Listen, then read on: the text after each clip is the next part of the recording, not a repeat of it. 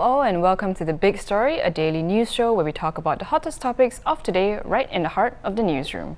I'm Kimberly Jiao, coming to you live from the Straits Times, and we are streaming on YouTube and Facebook, so do leave us a comment, like and share it with your friends, as well as hit the bell to be told whenever we are live.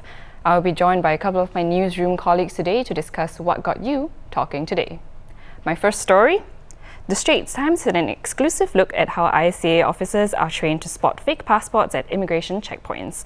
The latest figures show that between 2016 and last year, the Immigration Checkpoints Authority, or ICA, detected an average of 85 counterfeit and tampered passports each year, as well as close to 1,600 identity fraud cases. So with me to talk about how they do this is Zaihan. Hi there. Hello, welcome to the show. Could you tell us a little bit more about this phenomenon? Why, if you look back in time, the figures show a declining trend. It's simple. It's basically passports are getting, more secure. The security features are more secure, and it's harder to replicate or forge modern passports. Yeah. So it used to be worse. It used to be worse, but you can see that the cases that are more common, which have been detected by ICA, would be those impersonation cases where someone tries to pretend to be someone else, and it's easily caught because there's a mismatch, Right, you are not that person. Yes, correct. So how does this identification of fraudulent passports work? What are the processes? Well, I got to spend about 4 hours last Wednesday with the IADA, the Identity, Authentication and Document Analysis branch of ICA.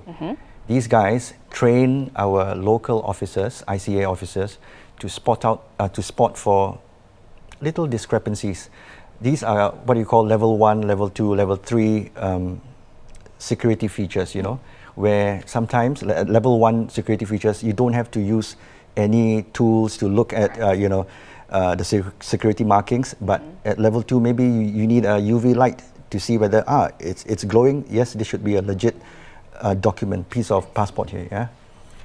So when these discrepancies come out, get noticed, it's because they don't match, or what these officers are taught, they don't match, they don't gel, so that's why they get spotted.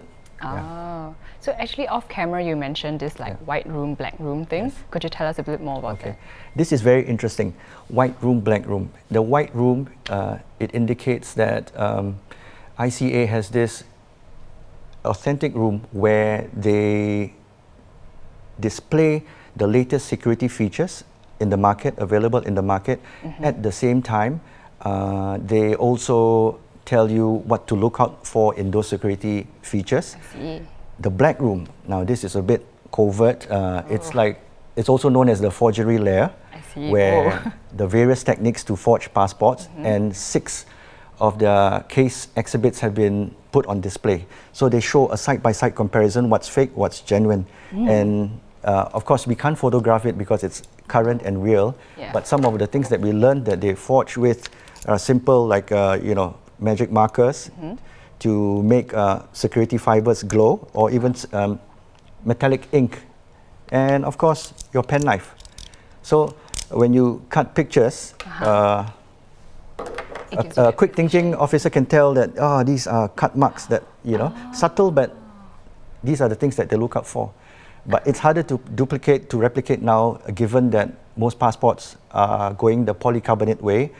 So the biodata pages it's hard to strip them apart. Right. Yeah. And these tools are very readily available, but they just commercially available, yes. It'd be difficult to replicate nowadays, I would say, with these tools. So people pay a lot of money for these, and I guess we'll talk a little bit about that later. But they must look pretty legitimate, right? So to get an idea of how these officers sort of tell the fake from the real, we have a video. Have a look. Signs of anomalies on this page includes this optically variable image. When you tilt this document, the Tax Republic of Singapore does not change in color. Unlike the genuine, when you tilt it, it changes in color. It changes from magenta to gold. For the full video, do head on to www.straitstimes.com/videos. So Zaihan, besides what we just saw, how else do officers know when a passport is fake? Well, sometimes it's the demeanor of the passport holder. The demeanor of the Yeah. passport holder. If the person is nervous, that's Okay. one of the indicators. Secondly, of course, he studies the features and so on. But I guess it's with the training, it's with the sharing that these IADA instructors, they go overseas on conferences where they share, they network, and what they learn, they will disseminate to the officers on the ground. I see. So they need to keep current on the modern technology and the new security features available, because they don't want it to fall into the wrong hands. Of course. Previously, we were talking about how when a new passport is introduced, some of the security features will be shared to ICA. A foreign passport, they will be able to know that it has this security feature, and so on. Those are the visible ones. But there are others that they keep secret and will not, close to the chest, so that maybe if it falls into the wrong hands, such information will not be divulged in full, and it's still, the document is still secure. So they won't be used for the wrong reasons. Yes. So how then does the Singaporean officer know that these little hidden things? Well, okay, he cannot possibly remember all maybe 200 passports, worldwide, but he can remember certain details, certain security features, and the traits of those security features. Like if you tilt it, it's supposed to change in color, they call it the multiple laser image, or even the optically variable image, where a color change would happen when you tilt it. If it doesn't, then it's off. That's a sign. Yeah. An alarm bell should go off. Yeah. So it's actually like super high tech, and they're all very well trained. Yes. And I see we are doing good work at our borders. Thanks for sharing more with us, Zaihan. Welcome. So to read Zaihan's full story and for more stories related to this, do head on to www.straitstimes.com.